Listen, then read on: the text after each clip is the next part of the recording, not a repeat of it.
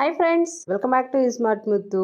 ఈ రోజు మన కిచెన్ లో స్పెషల్ ఏంటంటే మీల్ మేకర్ తో ఈవినింగ్ స్నాక్ చేద్దామండి. సో ఈవినింగ్ టైంలో స్నాక్స్ లాగా ఇచ్చారంటే చిన్న పిల్లల నుంచి పెద్దల వరకు చాలా ఇష్టంగా తింటారండి. సో చిన్న పిల్లలకైతే స్కూల్ నుంచి రాగానే ఇచ్చామనుకోండి, ప్రోటీన్ రిచ్ ఫుడ్ అన్నమాట. సో ఇది యాక్చువల్ గా నాన్ వెజ్ తిన్న వాళ్ళకి చాలా యూజ్ అవుతుంది అనమాట, ప్రోటీన్ రిచ్ గా. ఈ మీల్ మేకర్ కర్రీ లేదా సోయా అని కూడా అంటాం కదండి. సో ఇది యాక్చువల్ గా మటన్, చికెన్ కి పోటీ పడేంత ప్రోటీన్ రిచ్ ఫుడ్ అన్నమాట. ప్రోటీన్ కి ప్రోటీన్ లోను, టేస్ట్ కు టేస్ట్ లోను.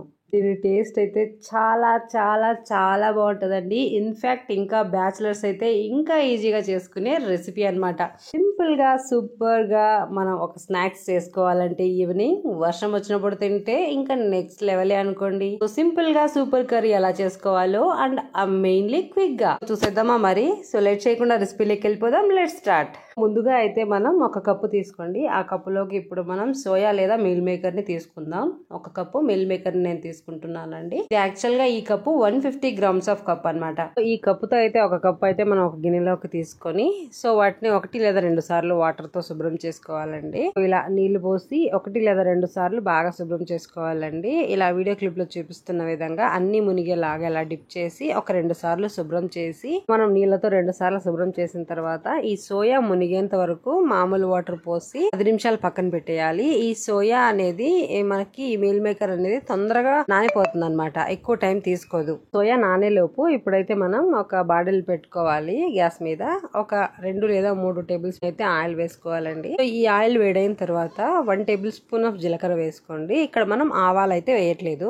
ఆవాలు కొద్దిగా ఫ్రై అయిన తర్వాత ఆనియన్స్ వేసుకోవాలండి. ఒక 2 మీడియం సైజ్ ఆఫ్ ఆనియన్స్ నేను నిలువుగా కట్ చేసి వేసేస్తున్నానండి. సో ఇప్పుడు ఆనియన్స్ తో పాటు ఒక 3 పచ్చిమిర్చి సన్నగా వీలైనంత సన్నగా కట్ చేసి అవి కూడా దీంతో పాటే వేసుకుందాం. సో ఈ ఆనియన్స్ అనేటివి మనం ఫ్రై చేసుకుందామండి. సో ఆనియన్స్ కొద్దిగా ఒక 30 to 40% ఫ్రై అయిన తర్వాత కరివేపాకు వేసుకుందామండి. సో కరివేపాకుతో పాటు క్యాబేజ్ ఇక్కడ నేను కొద్దిగా వేస్తున్నాను అనమాట. ఇలా నిలువుగా కట్ చేసి క్యాబేజ్ ని వేసేసుకుందాం. ఆనియన్స్ ఫుల్ గోల్డెన్ కలర్ లో చేంజ్ అవ్వక ముందే ఒక 30 లేదా 40% ఆనియన్స్ ఫ్రై అవ్వగానే క్యాబేజ్ వేసేసాం అనుకోండి, క్యాబేజ్ మన ఆనియన్స్ రెండు కలిపి ఒకేసారి కుక్ అయిపోతాయండి. సో అందుకని పూర్తిగా ఆనియన్స్ ఫ్రై అయ్యేంత వరకు వెయిట్ చేయకుండా ఒక 30% అయిన తర్వాత క్యాబేజ్ కూడా వేసేసేయండి. సో ఇలా చక్కగా క్యాబేజ్ కూడా వేసేసిన తర్వాత ఇప్పుడు ఉప్పు వేసుకోండి. సో ఉప్పు వేసి మనకి ఇప్పుడు గోల్డెన్ కలర్ బాగా ఫ్రై అయ్యేంత వరకు ఫ్రై చేసుకోవాలన్నమాట. మన ఆనియన్స్ మన క్యాబేజ్ కూడా బాగా కుక్ అవ్వాలి. సో క్యాబేజ్ యాక్చువల్ గా అండి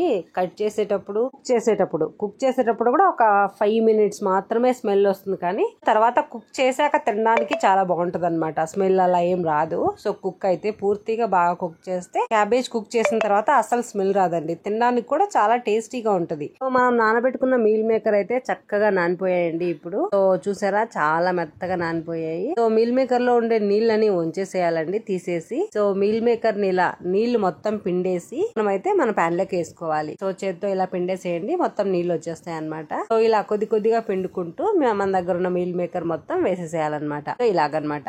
సో ఇలా మీల్ మేకర్ మొత్తం వేసేసాక ఇప్పుడైతే మనం ఉప్పు కారాలు వేసుకుందామండి. సో ఇప్పుడైతే నేను ఒక 1/2 టేబుల్ స్పూన్ ఆఫ్ కారం వేస్తున్నాను. సో మీకు ఎక్కువ కావాలంటే వేసుకోండి. సో ఒక చిటికెడు మిరియాల పొడి వేస్తున్నాను. తర్వాత ఉప్పు టేస్ట్ చూసుకొని వేసుకోండి. ఆల్రెడీ మనం ఉప్పు వేసాం కదండి, అందుకని టేస్ట్ ఒకసారి చెక్ చేసి ఎంత తక్కువ అయితే అంత తగ్గట్టుగా వేసుకోండి. సో నేను ఒక చిటికెడు వేస్తున్నాను ఇక్కడ.